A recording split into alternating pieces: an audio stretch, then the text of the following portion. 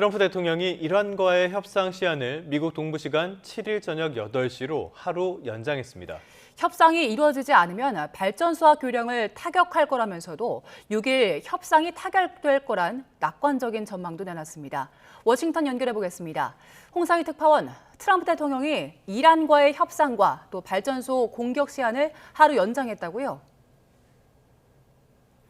네, 트럼프 대통령은 이곳 시간 일요일 공개 일정 없이 골프에 나선 뒤 백악관에 머무르고 있습니다. 오늘 낮 SNS 트루스 소셜을 통해 이란의 협상 시한 연장을 통보했는데요.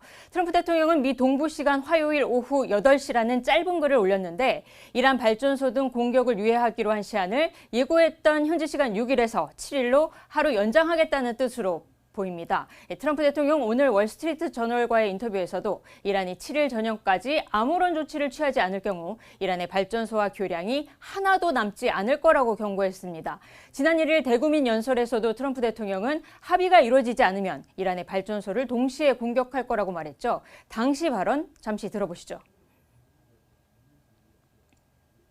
If there is no deal, we are going to hit each and every one of their electric generating plants very hard and probably simultaneously. We have not hit their oil, even though that's the easiest target of all.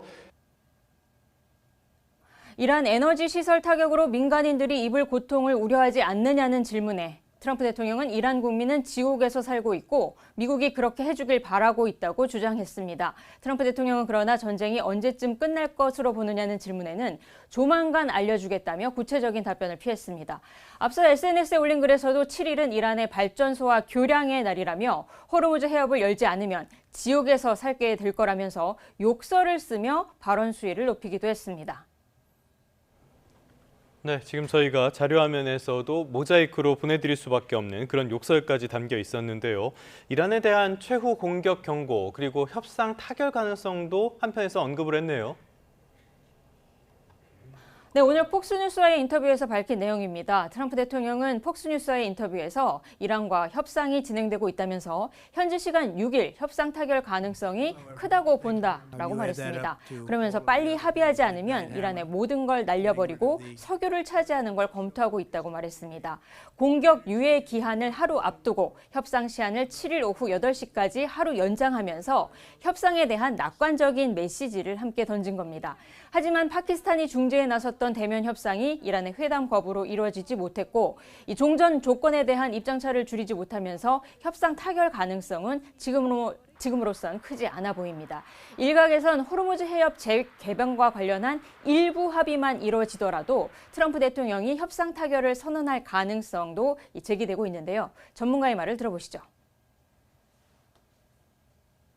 It is a very complicated process, but I think it starts maybe with something narrower with regards to the strait, and then diplomacy can build on that to try to resolve some of the underlying issues. 트럼프 대통령이 공격 유예 시한을 하루 연장했지만 협상에서 이렇다 할 성과가 나오지 않을 경우 이란 전쟁이 확전될 것이란 우려도 커지고 있습니다. 네, 미군이 최정예 특수부대원 수백 명을 투입해서 격추된 F-15 전투기 실종자를 구조한 자세한 소식도 전해졌다고요? 네, 지난 3일 이란에서 격추된 F-15 전투기에서 비상탈출한 장교가 실종되자 미국은 대대적인 수색 작전을 펼쳐서 약 36시간 만에 구조에 성공했는데요. 이 비상탈출한 장교는 이란군의 추적을 피해 권총 한 자루에 의지한 채 2,000m가 넘는 높이의 산을 이동하면서 이 산속 바위 틈새에 숨어 있었던 것으로 알려졌습니다. 구출 작전에는 2011년 오사마 빈 라덴 사살 작전을 성공한 미군 최정예 특수부대인 이 네이비실 팀 6 대원과 특수부대원 수백 명, 군용기와 헬리콥터 수십 대도 동원됐습니다. 월스트리트 저널은 장교가 숨어 있던 지역에 이란군이 접근하지 못하도록 MQ-9 리퍼 드론으로 미 공격기가 폭격을 가했다고 보도했습니다.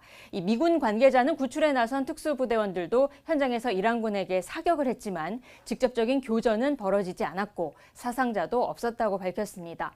네타냐후 이스라엘 총리는 이번 구출 작전이 미국과 이스라엘의 긴밀한 공조 결과라며 작전 성공을 극찬했는데요. 이 발언 들어보시겠습니다. This rescue operation reinforces a sacred principle. No one is left behind.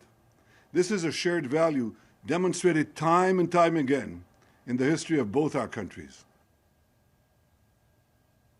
트럼프 대통령은 이번 구조작전과 관련해 한국 시간으로 7일 새벽 2시 기자회견을 예고했습니다. 악시오스와의 인터뷰에서 트럼프 대통령은 미군이 실종됐던 장교의 위치 신호를 포착한 뒤에 이란의 함정일 가능성도 우려했다고 말하기도 했습니다. 지금까지 워싱턴에서 전해드렸습니다.